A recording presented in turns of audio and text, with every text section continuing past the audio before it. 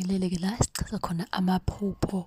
Uma ukuthi usanda kungena kule channel umusha, share subscribe, share link uceleke nabanye bezo-subscribe nabangani bonke-ke. Uma ukuthi ubuka ku-TikTok, share phela ufollow, uthathe inamba kwibhayo, usibhalele ku-WhatsApp ngazo zonke iy'nsuku ophupha ngazo. Khona buzile-ke ukuthi ukuphupha impuphu ngabe-ke kubika ukuthini. Ngizokuchaza bese-ke ngidlulela kokunye okubuzwe ngabanye. Ukuphupha impuphu icitheka kancane phansi uyithela ithonga elihle. Ukuphupha-ke inciphile noma-ke iphelile ukwesela okuzayo kwenzeka kuvalwe idlozi. Kanti-ke uma uyiphupha nje impuphu uyibona, lokho kubika inhlanhla. Ake ngidlulele-ke kwamanye amaphupho. Ngicabanga ukuthi lokho bebuze ngempuphu sephendulekile. Ake singene-ke kwisinkwa. Ukuphupha isinkwa esi-brown usinikezwa-ke idlozi, kusho ukuthi-ke likupha impilo engcono, ligayele phela nawe utshwala.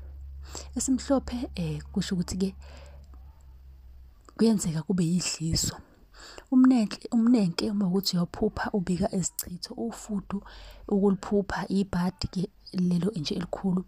Inkalankala ukuyiphupha kusho-ke inhlanhla, ithonga elihle. Kodwa ake sithi-ke uphupha ibhokisi lomngcwabo. Ukuliphupha kusho kunokufihlakala ongakwazi, kunemfihlo nje ongayazi.